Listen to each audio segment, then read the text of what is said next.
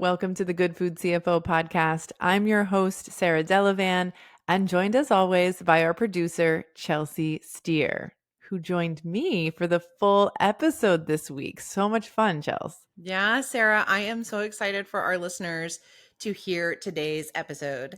And not just because I'm in the whole thing. We are actually talking about a pretty big subject. We're talking about AI. Mm-hmm. This is a topic that I think we usually find that people are split into like three different camps on, right? There are the people who are really into it. They're learning, they're on it all the time. They have a relationship with ChatGPT. They are on top of it. Then you have the people who are, I think, completely afraid of it and totally avoiding it. Mm-hmm. And then, like us, right, there are the people who fall somewhere in the middle. We see the benefit in it, we want to utilize it, but we just don't know where to start. Yeah, Right? I'd say there's a little bit of fear in there for me too, if I'm being real honest. Yeah. So in this episode, we were joined by Meg Faibisch Kuhn, who is the founder of Aioli. Aioli is an AI education and consultancy firm specializing in helping food businesses and professionals understand, learn, and apply AI in their work. Meg has a decade of experience in fast-paced, lean food, beverage, and nonprofit startups, and has a unique perspective on the challenges that can hinder growth. And I think that experience really equipped Meg with the insights that are needed to harness the potential of user-friendly AI technologies. Meg is offering tailored training programs, expert guidance, and practical resources to empower her clients on their AI journey. And in this conversation, Meg helped us to wrap our heads around how to even get started with AI by understanding where it can deliver the highest impact in your business. And I think I speak for both of us, Sarah, by saying that she also exploded our brains a few times. Yeah, we recorded this episode a couple of weeks ago, and I'm trying to remember everything that she taught us and informed us about. We had so many questions, many of them very baseline, which I think makes this an approachable episode, or at least I hope it makes it an approachable episode for anyone, no matter where you are on that AI spectrum that you just laid out, Chelsea. Yeah. Because I think one of the big things she learned is that there isn't just ChatGPT. There are very, what I'll call, focused tools within the world of AI that can help you with very specific things, from sales outreach to marketing to your operational efficiencies. And I think that was one of the things that sort of opened my mind to the possibilities of AI, and also reduced my fear a little bit, because not all of AI is talking to the entire internet. You also have what I'll call, I don't know if this is the right terminology, but closed circuit AI, where you can teach it specific things about your business and your sort of needs, your tone, your whatever it might be, and it will help you to create, things that you might need. And I think one of the big ahas for you and I both, Chelsea, was understanding that the first step is to think about where you need help and what AI's role should be in your business. And I think that, if I'm remembering correctly, is where we spend a lot of time with Meg in this conversation, is really just sort of laying the groundwork to understand how to approach this, how do we understand it, and maybe what are the first steps that we can take as founders to utilize AI to our benefit within our businesses. Yeah. And Sarah, I'll piggyback on that and kind of tease, right, that we actually just a few days ago recorded kind of a follow-up bonus episode with Meg that's going to come out on our Baba Yacht membership page as well this week. And I think because that conversation is really fresh in my mind. Yeah. And the conversation that our audience is going to hear today in the episode, another really big takeaway that I took from both of those conversations was not just what you're saying about where does it really fit into your business, right? But for anyone who has any fear about how hard it might be to learn how to Mhm. utilize all of these different AI models and, softwares, that she keeps coming back to the same point. It's not about learning how to use the AI. It's about learning how to interact with the AI. Yeah. Yeah. And I think that's such a huge unlock in terms of, at least for me, it was like, oh, okay, I don't have to know. I can Mhm. just be curious. Yeah. Yeah. And in addition to be curious, identify where in your business it would be beneficial to be curious. Because when Mm-hmm. the world of AI is just so big, so broad, there's so much you could do with it, you get paralyzed by like, where would I even start? A What would I hundred even percent. do? And Yeah. I know that you had a couple moments during this episode where you were like, oh, I could do that with it, or realizing like where in your day-to-day as a communications director who works on, the marketing and different aspects of the Good Food CFO business, where it can facilitate and save time, not Yeah. replace you. And I think that's another big message and takeaway is like, AI is not going to replace Chelsea. AI is not going to replace Sarah, but where can it aid us and cut out some time to get us better results more efficiently? And it can do Efficiently. that, yeah, all around our businesses, I think. That leads right into the news story that Mm, I brought to the table today. In light of the, episode on AI, I brought a story today that is food industry adjacent. It is an AI news story that I found in Civil Eats. yes, our favorite food industry news source to read and support. The article is titled, "Can AI Help Cut Plastic Waste from the Food System?" And Okay. it's written by Lisa Held. So the article starts off talking about a summit that happened in April where representatives of more than 150 countries traveled to Canada. And this was to hammer out the details of an international legally binding treaty. Think like Paris Agreement, right? Mm-hmm. But this was to tackle the planet's plastic crisis. Mm, Okay.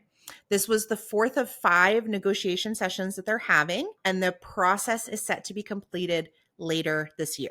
Now, Navidita Bayani, who is a researcher at UC Santa Barbara and also an expert on plastic waste, was in Ottawa attempting to provide these policymakers with data that they could use to make smarter decisions. okay. Love that.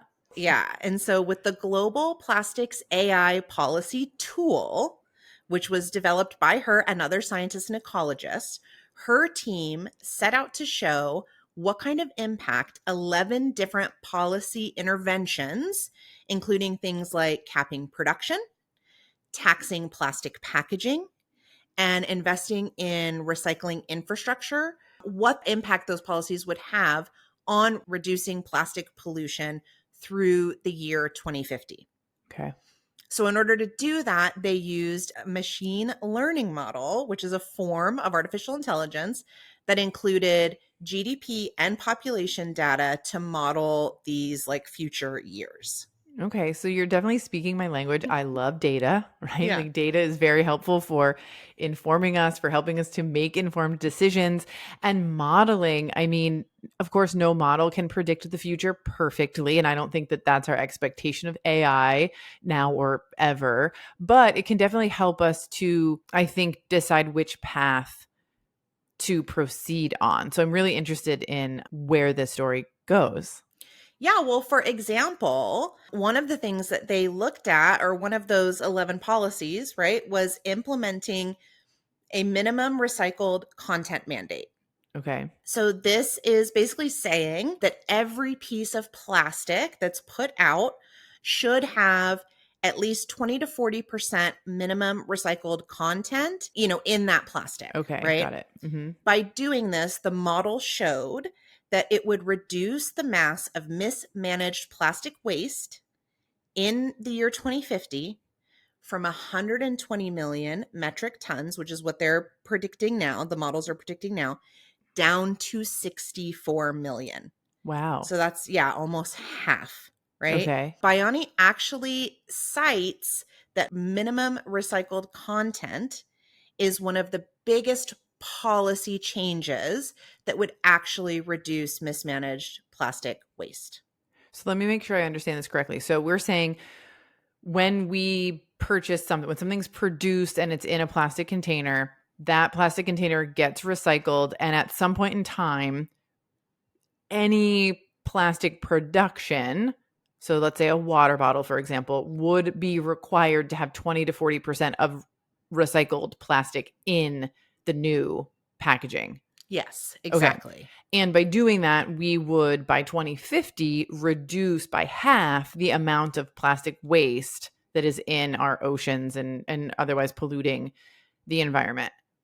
I think this Yeah. is really interesting. Recycling seems like a key component here, which, I know the story is about AI, and I think AI may, I don't know what they told the model, but 60 Minutes tells me that recycling isn't really effective. That even when I put my plastic containers, into the recycling bin, it doesn't actually get recycled and it still may end up, odds are, in the ocean, just in another part of the world. Yeah, that's a really good point, right? Because the journalist even poses the question here in the article, right? When Bayani was asked, is it really possible to get to numbers like 40% recycled content in all new plastics, that she actually said, well, there's one part of the process, right? Which is the modeling aspect. Right. So modeling the data, the AI giving you the options and the solutions, right?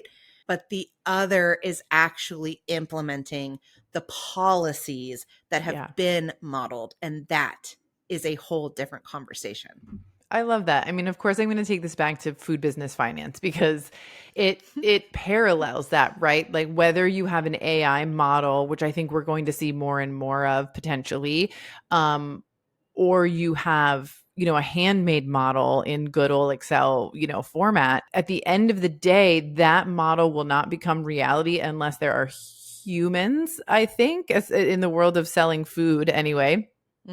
Making and selling food, who can execute on that modeled plan, right? We were just doing a growth model for a client the other day, and it's like, well, what if we did this? What if we did that, right? So we're changing the number of stores we sell to. We change the velocity at which we're selling in each of the stores. All of these things are hypothetical, and we're modeling the hypothetical outcome, and then that becomes a guide for your actions in life, right? And one of the things we talked about was, okay, this model looks best. And it wasn't an optimal model. We were having trouble finding a way where this particular, type of growth was going to be perfect, where the model was like all green dollar signs and like no red negatives, right? But what we could see is that there was a good chunk of time, 12 to 14 months, where if we attempted to go down this path that business owner was thinking about, that they could essentially test the model and see, are we able to get as many of these like new accounts as we think we might be able to? Are the velocities in those accounts matching what the model says? And if the answer was no, then we know that we could drop it and the business would be okay. And if we were doing better than the model, then we would continue on. So it's interesting because it didn't necessarily give us all the answers.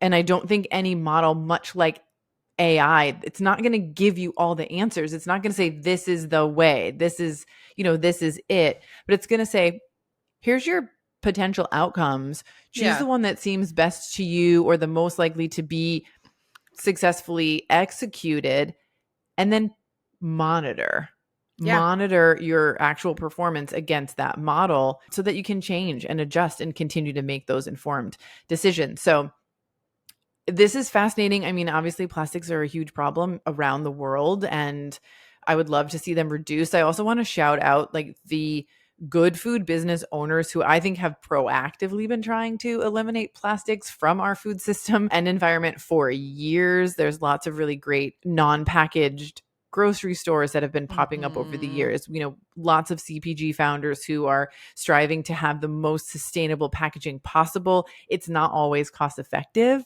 but we see you. We know that you're trying and doing your best to work hard. So I guess thank you for doing your part, and hopefully the policies and systems will come in place to help, in that effort. Yeah. All right. Well, Sarah, are you ready to keep talking about AI? I would love to, and I'm super excited for folks to hear this episode. Same. Let's get to it. Bobby Yachts are food founders who are defying industry norms. They're redefining what success looks like, building businesses on their own terms, and changing the way food business is done. We know that within the current business media landscape, it can be hard to stay committed to those goals. That's one of the reasons we created this podcast and our Baba Yacht membership. As a Baba Yacht member, the Good Food CFO will support you with access to exclusive member benefits like live coaching sessions and networking events, your brand highlighted right here on the podcast, beta testing of new tools before they launch, and annual members also receive discounts on all tools and services, like our CFO office hours. Invest in your future, support our mission, and be part of the movement advocating for a more equitable and vibrant food system. Visit thegoodfoodcfo.com/join and become a Baba Yacht member today. And now back to the show. Well, Meg, welcome to the podcast. Thanks for having me here. I'm so excited. So are we. I'm really excited to have Chelsea joining us for this episode today. She's sometimes here for our, what we call our solo episodes, but we're both so enthralled and eager to learn more about AI that I was like, you have to join us for this conversation. So welcome, Chelsea, as well. Hello. So, Meg, you're at the forefront of this technological revolution that is AI. And we were introduced to you by a friend of the podcast, Felice Thorpe, and learned that you are really empowering organizations in the food sector specifically to thrive in an increasingly complex and competitive landscape, as we all know. And I'm so interested in sharing your knowledge, the work you're doing, and insights into what is AI and how it can help food brands and food businesses, not just in maybe the ways people already have heard, you know what I mean, in sort of the news, but really how can it help us to improve our return on investment? How can it help, teams, perform more efficiently? And beyond that, what else can it do for us? So I want to start right at the beginning because you talk about AI, you call it generative AI. And I'm curious, is all AI generative or is this a particular type of AI? And then what is it? Yeah, that's a great question. And I wanted to touch on the distinction of generative AI versus things that we've had for years, which is machine learning and visual processing, for example, and more complex programmer AI expert type stuff. Generative AI, which came on the scene about a year and a half ago, November 2022, is different because it enables people to use natural language to interact with the AI processing. So that means you and I can both incorporate it into our everyday processes, whereas previously it was inaccessible to us because we weren't able to, or I'm making assumptions here, maybe you can code and use Nope. it, but yeah, we could just use our natural language to interact with chatbots. And so that was a huge unlock. And now there's so many different ways any business, any founder can incorporate AI into their everyday workflows. So this is a type of AI that has become more accessible to people because it removes a barrier in terms of how we communicate with it in order to get responses and information. Exactly. And there's a lot more nuance to that too, but I think that's the most simple answer at this point. Yeah. Yeah. Yeah. So when Chelsea and I had the opportunity to meet with you one-on-one prior to recording the podcast, and I think, I'm speaking for both of us here, but I'd love for you to chime in, Chelsea. I came into the conversation thinking that like Chat GPT was generative AI and like that was it. And one of the big takeaways that I had from our meeting is that within this type of AI that is available to us now, there are many different types of tools that do many different things. And I venture to guess that most of our listeners are similarly unaware of the variety that is out there. So can you talk a little bit about the different kinds of generative AI or like the different kinds of tools that are out there that can aid food businesses? Yeah, so ChatGPT is just one tool in the toolkit right now. It is one of the best ones because they're quick to release new updates, solve user issues, and they have probably the largest user base out of all Mhm. different generative AI tools.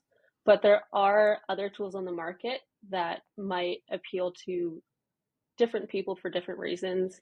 For example, Fathom is one of my favorite go-to tools that I use every day for video meetings to transcribe meetings, virtual meetings, or in-person meetings too. Summarize that, generate key takeaways, and then actually generate an email for follow-up later. And that saves me so much time. I love using meeting transcription tools. It could be Fathom, but it could be 10 other tools that also have just entered the market. So I try to not get attached to one tool because I know that tomorrow something super powerful is going to be released. And at this point, I'm just trying to find the best free tool to use because otherwise I'd be broke spending money on all the subscriptions of tools that I like. Yeah.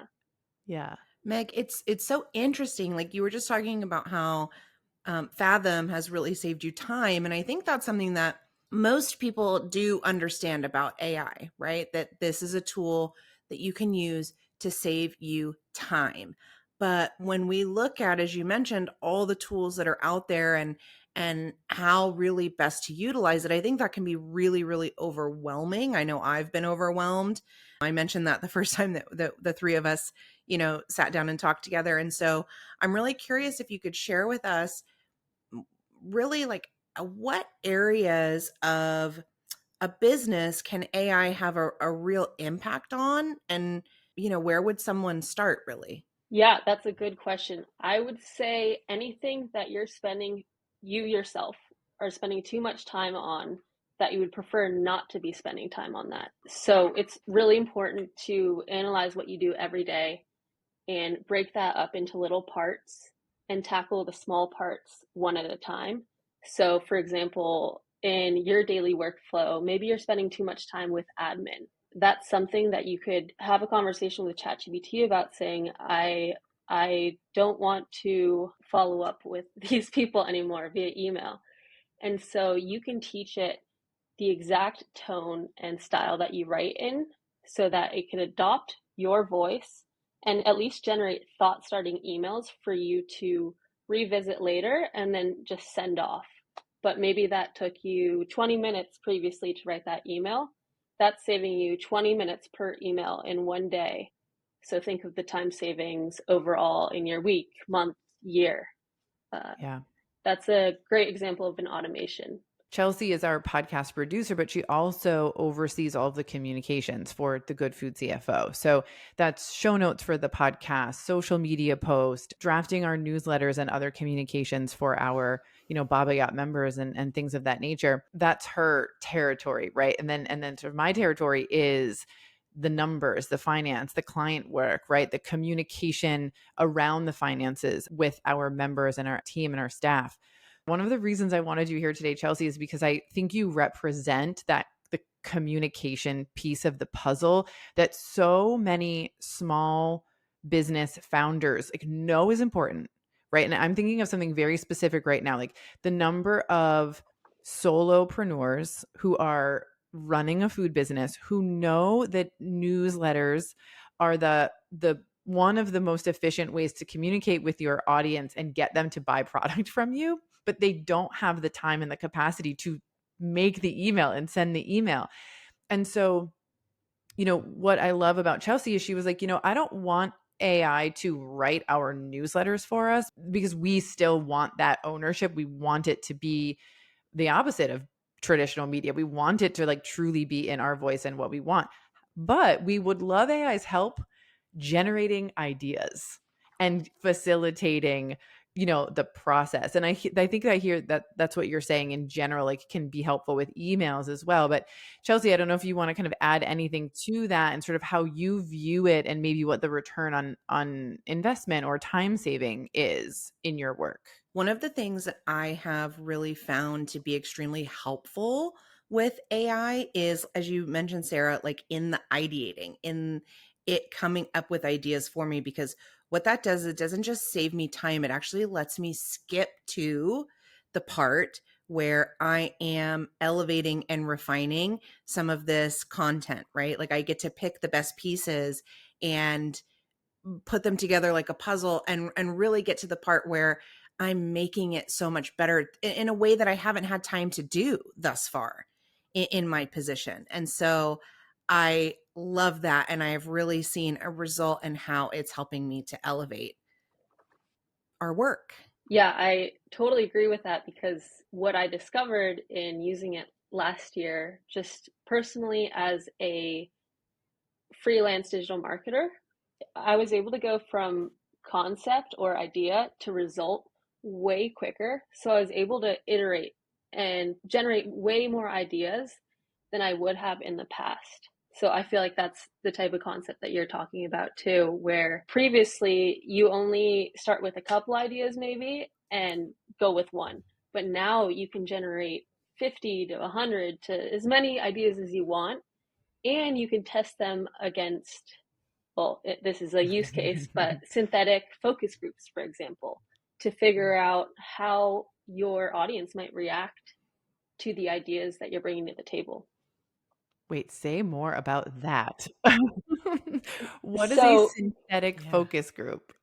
yeah, so I mean, what's amazing about, say, ChatGPT, any large language model, is it basically has the knowledge of every expert that you know because it's trained on all of the data, all of the teachings of all of these experts we're familiar with, like marketing gurus or even Albert Einstein, for example. And so part of that too is that it just has traditional user data and user archetypes that, say, a food business, maybe a CPG brand, might want to see if their new chip is going to resonate with their target demographic.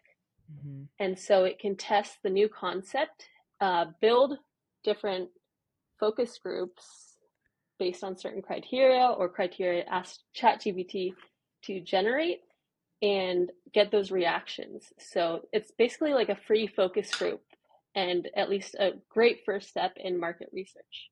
Wow. And so part of the work, I don't want to go too far off tangent, but part of the work that you do is helping people figure out, okay, I want to do a focus group, right? Someone's listening, they're like, I like this idea of having a, what did you call it? Synthetic focus group.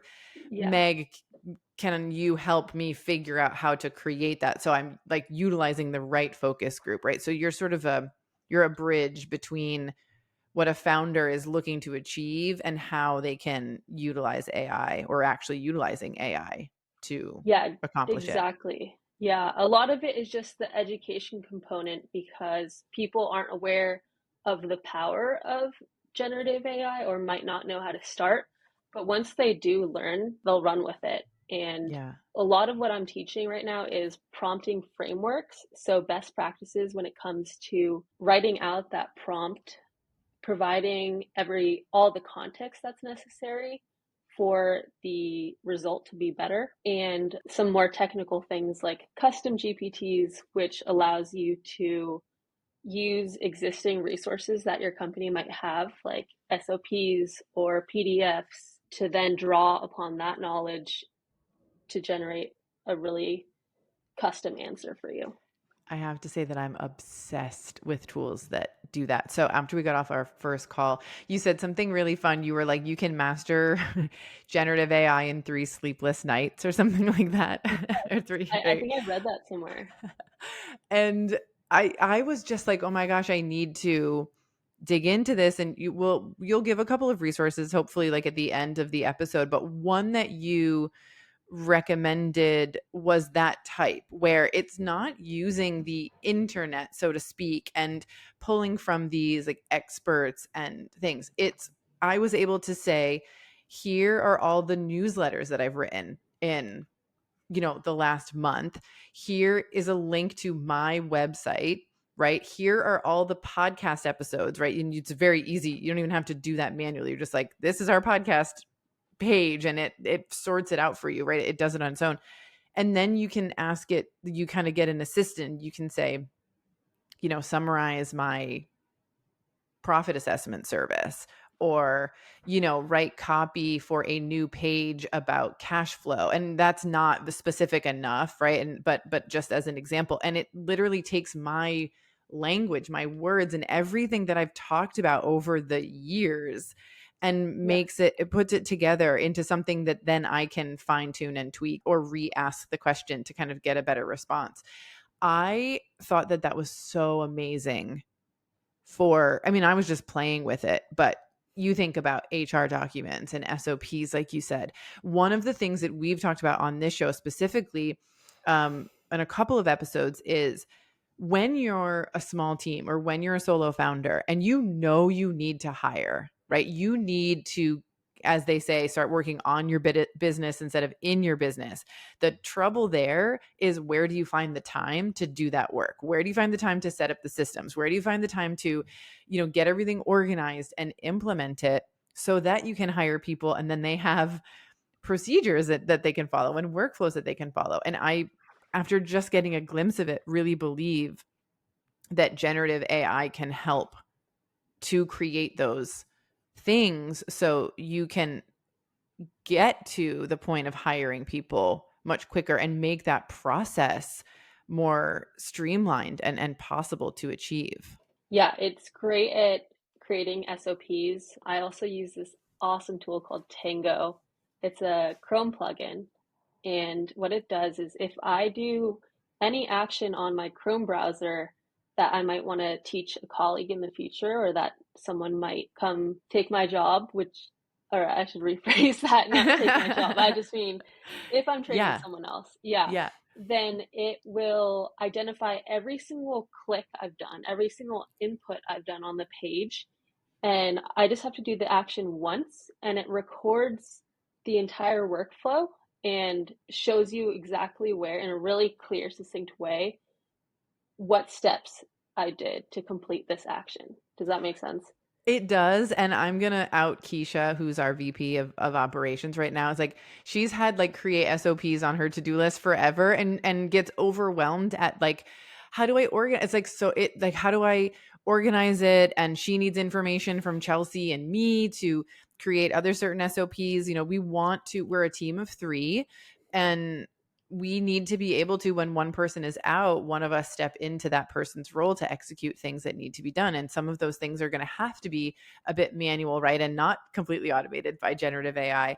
This is a tool that is a game changer. I know that she's listening to this episode right now being like, oh my God, I'm so excited to implement Tango and probably get it onto all of our computers so that we can then track our steps and get that information to her to create the SOPs. This brings up something that I think maybe our listeners are thinking about, that I know Chelsea and I were thinking about the first time we met with you. And that is, hold on a second, Meg. I don't want generative AI taking information about maybe my custom tools or my custom products.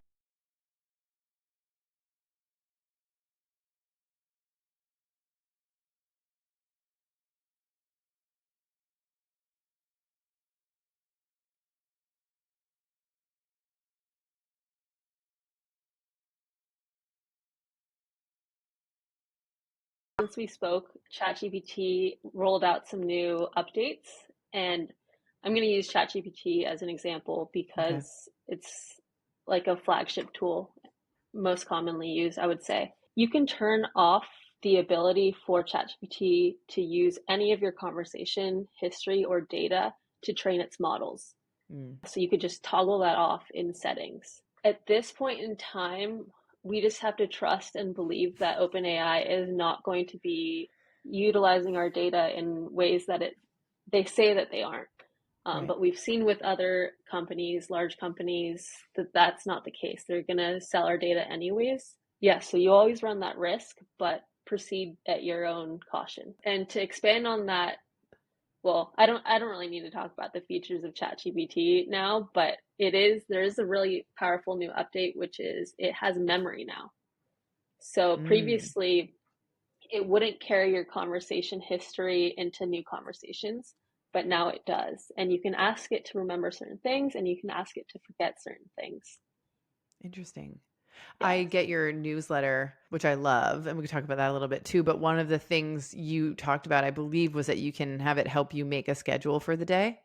Oh, yeah. And I was playing around with that, and it was forgetful. Like, I told it, I need an hour to take a shower and get ready. It kept forgetting, and it kept scheduling like, your shower is like 5 minutes, or it just sort of didn't understand. And so I could see the value of remembering, because it was like I was trying to improve the schedule, right? With like continuing the conversation, and it would forget what was 4 responses ago, for example, as it was iterating the schedule. That is super frustrating. And that brings me to just the concept that the AI you're using now is the worst it's ever going to be. It's improving at an exponential rate. So I think that won't be a problem, I'd say, in a year, maybe even less. I was going to say maybe even now, because if it can remember that I said I need an hour to shower, it's not going to change it from an hour to 30 minutes, right? Of like get ready time within a 4, Yeah, that's 4 definitely true. chat thing. So yeah. That's also why prompting framework is so important, because you can be really explicit with the way you write your prompt about things it needs to keep in mind and remember and actually adhere to. Like, because it might be taking some liberties and say, oh, she can shower later or whatever Yeah. it is. Yep. Yeah. So that's why prompting is super important, the way it's structured. Very cool. So Meg, at the top I mentioned that AI can be really overwhelming and it's hard to know where to start. And I'm just wondering if you have some advice for founders on, what they can do to get started with generative AI and what limitations there might be for them. Yeah, I would make a ChatGPT account and tell it everything you do. Tell it your schedule for that day and maybe some roadblocks you might have, and ask it to organize your schedule in a way that makes most sense for you. Give it as much context as possible to support the final result, and really speak to it conversationally and test its limits. See where it doesn't give you a good answer, and see where maybe it gave you a surprising answer that you didn't really think it was capable of. One of the biggest limitations is your imagination in using ChatGPT and limiting what you think it's capable of. Yeah. I want to talk about the different areas of business that generative AI can help with. So we've talked about, I think, like general schedule, right? And sort of even tasks and organizing that. We've talked about saving time in terms of administration. We've talked about ideation in terms of that creative piece, right? Communications, marketing, social media, things like that. In the world of finance, you sort of opened my mind to things that I could do to streamline my processes. But I think that kind of goes with like, what are my daily tasks and how can I, improve those flows? Mine just happen to be around numbers and spreadsheets.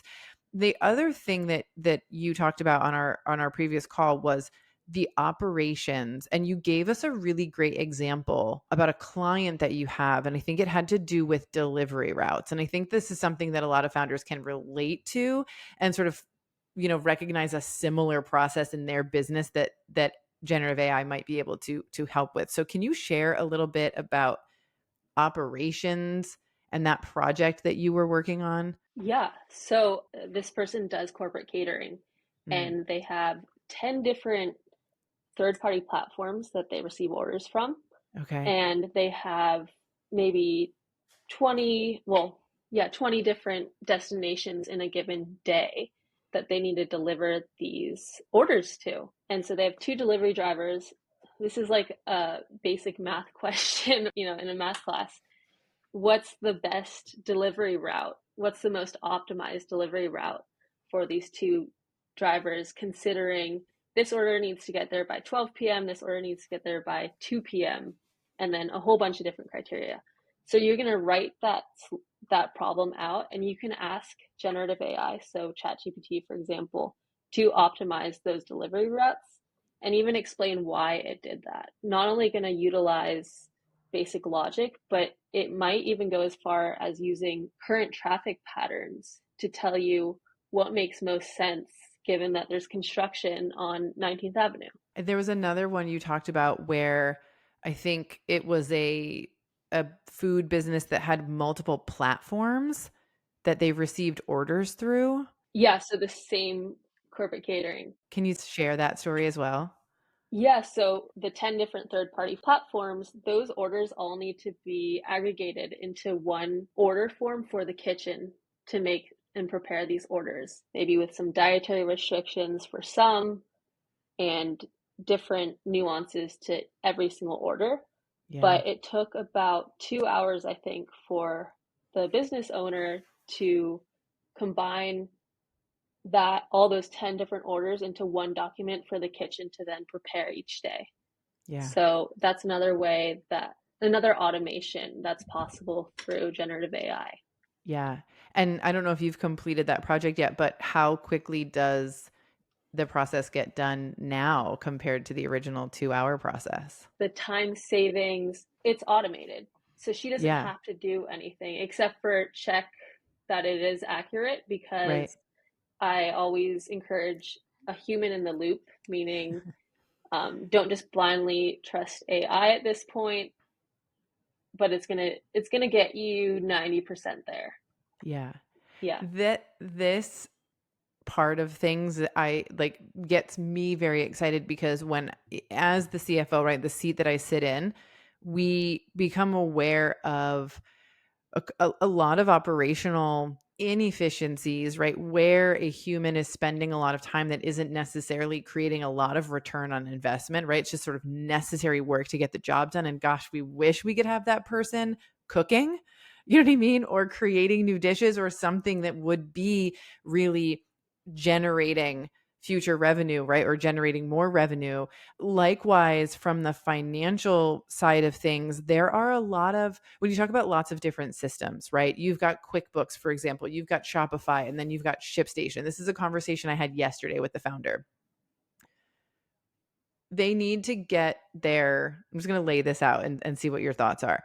So this founder needs to get their orders into Shopify so that Shopify syncs the order to ShipStation, and then the printing label comes out, right? And they do that rather than putting it directly into ShipStation because it sends updates to the customer on like, hey, your order has been shipped and here's the tracking information, stuff like that, right? We don't want to, when there's a wholesale order, that order has to go through QuickBooks because that's where the invoicing happens. But then in order to get into the shipping workflow, it also has to go into Shopify. So we're doing double work.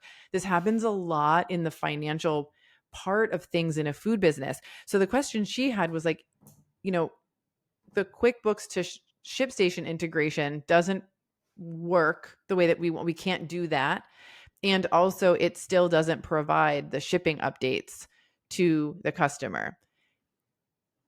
Is this a problem that generative AI could help to solve to eliminate the double entry and sort of this wasted time of a founder, right? Like the things a founder could be doing instead of this every time they sell a wholesale order that they need to ship. Like, I hope you have a good positive answer for us on this one. Yeah, no, that's definitely something that could be solved through an automation with either make.com or Zapier, where you're using the APIs from both software platforms to allow them to talk to each other and communicate to each other. And if the actual it's not able to be set up correctly, it's at least going to maybe 60% of the problem for her by bringing her at least half the way there. Yeah. And I don't know the specific issue right now, and I'd love to solve it. My brain's already like running at a million miles per hour. But yes, that's definitely possible through Yeah. generative AI and automations. And so this really is, in my mind, like a little bit of a full circle, because earlier in the conversation you said, write down or like take note of all of the things you do in a day, right? What are the things you do over and over and over again, maybe that take a lot of time, or what are the things that you spend a lot of time on? And, you know, sometimes we say like recognize those things, and if they can be outsourced in the old days, we'd say hire an executive assistant, right? Hire an admin assist to take those things off of your plate. And for better or for worse, now we can say, let's ask AI to support us in this and to eliminate the need for a person to touch all of these things. Still oversee it, right? Have a human in the loop. I totally hear that message loud and clear. And I think that this is important, not because we want to take jobs away from people, but we're in the food industry, right? The margins in this industry are so slim. We want to pay the people who are working for us, right? And for our suppliers, a fair wage.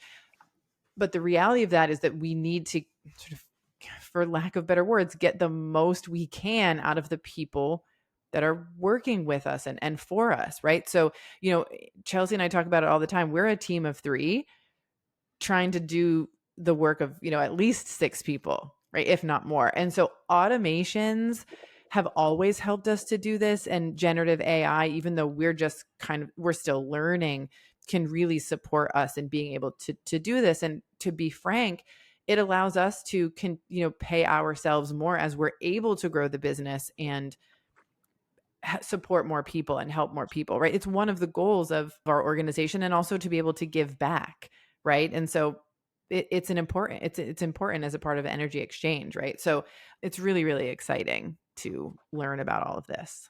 Yeah, that exact reason is why I got into this in the first place, because I've worked for scrappy startups for the past 10 years and had to wear so many different hats. Mhm. And a lot of times I would just be Googling things. I was a very good Googler. And now I'm a really good prompter, I think. And that's why I love using generative AI. I'm super curious about new tools and the best way to get the best result. Mhm. And yeah, so I want to help founders now, specifically within the food industry, figure out how they can solve problems on their own without Yeah. having to hire a consultant, which in most cases it's tough to afford that. It's tough to find the money for that. Yeah. I was playing around with, some of the tools that you had mentioned in our initial conversation. And one of the things I loved was, and I think this is what a prompt is, right? Is like saying, there's a part of our workflow that we can't connect with Zapier. There's 2 systems that don't communicate, and they don't talk well together at all.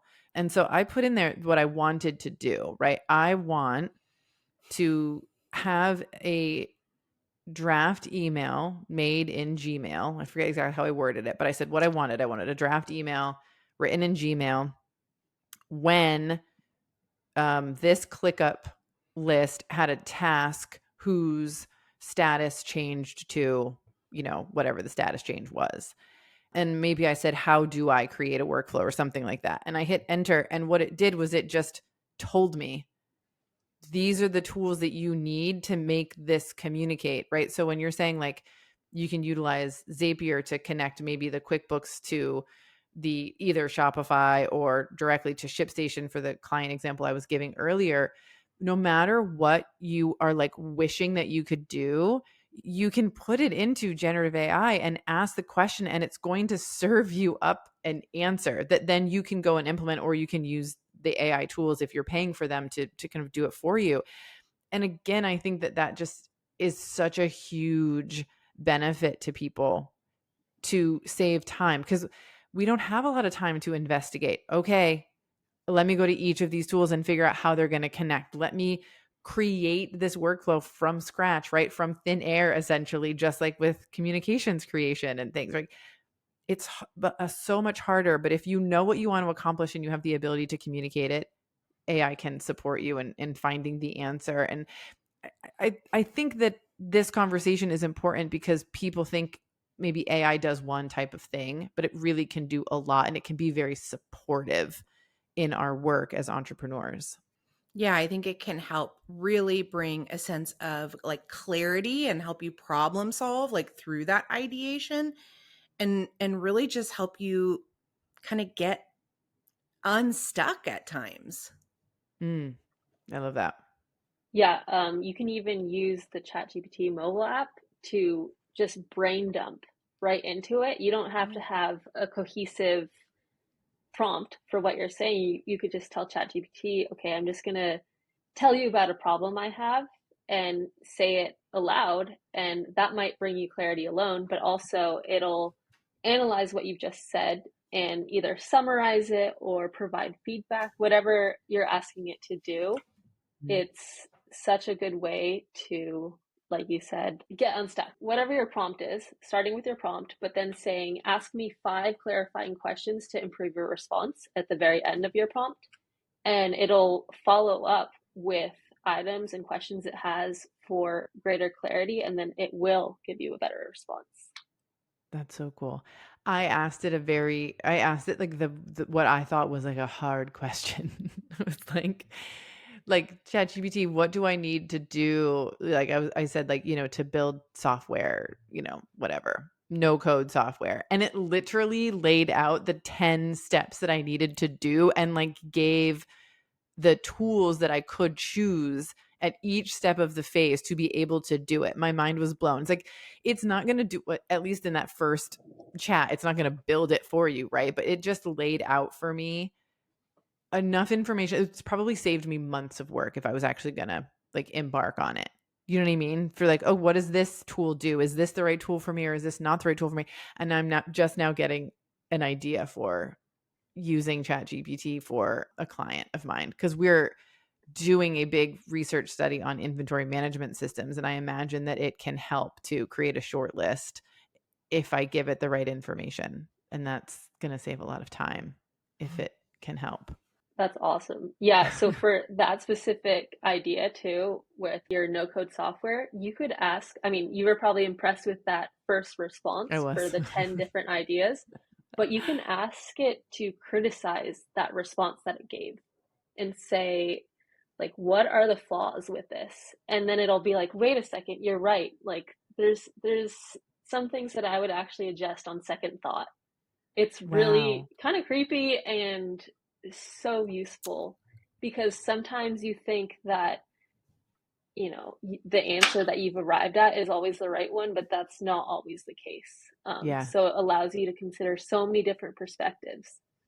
Yeah. I hope today that we've opened people's eyes to what generative AI can be used for, the value that it can provide, and also just sort of piqued people's interest into starting to understand how they can maybe dip their toe into it and take your recommendation and just start talking to ChatGPT about some things, doing a brain dump, maybe thinking through what things do I do all of the time or what things are broken, and I wish I could make more efficient, in my day to day and get some AI support in doing that.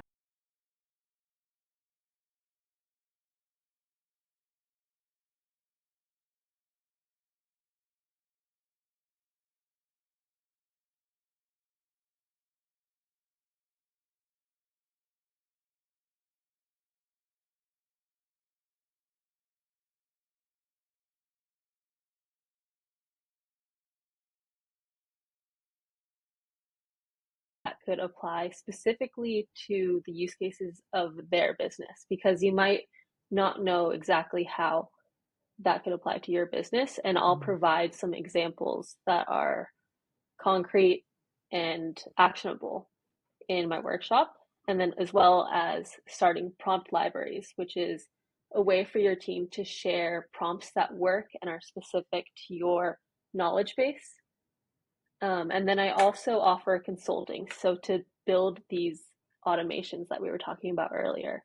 Yeah. And I do done for you solutions where if you don't want to learn about generative AI and you just want that automation set up, that's cool. I'll do it. Otherwise, it'll be done with you. So you'll learn every step in the process so that in the future, you're able to fix it and troubleshoot it on your own or build automation similar to that one in the future. Yeah. Do you still provide an audit as the first step in the process?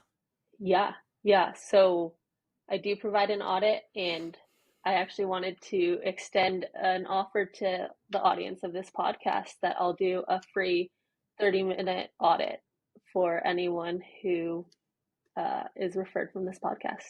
That's amazing. And then I also just want to tout your newsletter one more time. I think if you're listening to this and you're maybe not ready to reach out for an audit just yet, definitely sign up for the newsletter and start to learn about AI and sort of the new things that are happening. They seem to come out weekly. I know it feels like I'm reading them about every week. Once a week. Yeah. Super fun and really, really interesting. Thank you. I appreciate that. Yeah, so I do a weekly free newsletter on how to understand and apply AI to your everyday life. Always open to reader questions. So if you have a specific question about AI, feel free to just ask me and I'll cover it in the next week's newsletter. That's awesome. Yeah, I love that. Well, Meg, thank you so much for your time. I know this is such a interesting topic that we could dig super deep into, get very specific about, you know what I mean, and spend a ton of time here. But I hope that, like I said, we accomplished the goal of just opening the door and maybe opening people's minds to how generative AI can benefit them and their food businesses. And you guys, if you have questions, take them to Meg, the website, send her an email. We have all of that information in the show notes that you can reach her. And, as things advance, Meg, maybe you'll come back. We can have you back again for a generative AI update. That'd be awesome. For sure. I'd love that. Yeah, I know it's going to be so different in a year. That'll be really crazy how AI is integrated to life in general. Yeah. Yeah. I was going to preface everything with, it's not super out of the question for me to have generated an AI avatar to represent myself on this podcast. That is a totally accessible tool at this point. Do you know what I'm saying by that? Yes. Yeah. Are you real, Meg? Yeah. You be the judge of that. Yeah, no, I'm real. I don't know how to prove my humanity in this, but I don't know if you saw Ukraine just introduced their AI avatar, who's their foreign ministry representative. I want to say. No. So of just a complete AI avatar of a seemingly real human who's going to be reporting about their foreign affairs. You should check it out. Whoa. I can't believe we're there. Yeah. Yeah. That's wild. Well, I think I'll always be in human form here at the podcast, I'm pretty sure. And client meetings, I think, I'll be showing up as a human. I'm going to make that statement. I agree with now. that. Yeah. As deep as I am into it, but yeah. I like my work too much to send the AI me here, but maybe they can help out while I'm on vacation. Anything is possible, right? All right. Well, Meg, thank you so much. And Chelsea, thanks to you too for joining us for this episode today. This was super fun. Yeah, I had a great time. Thank you so much. If you want to sign up for your free audit with Meg, check out the link in the show notes. And if you're a Baba Yacht member, you can check out our entire bonus episode with Meg right now at thegoodfoodcfo.com. Thank you for joining us here today. If you enjoyed this episode or found it helpful or inspiring in any way, please share it with your founder friends on social and rate and review the podcast wherever you listen. It's the #1 way to help good food founders find the show. We'll be back with a brand new episode next week.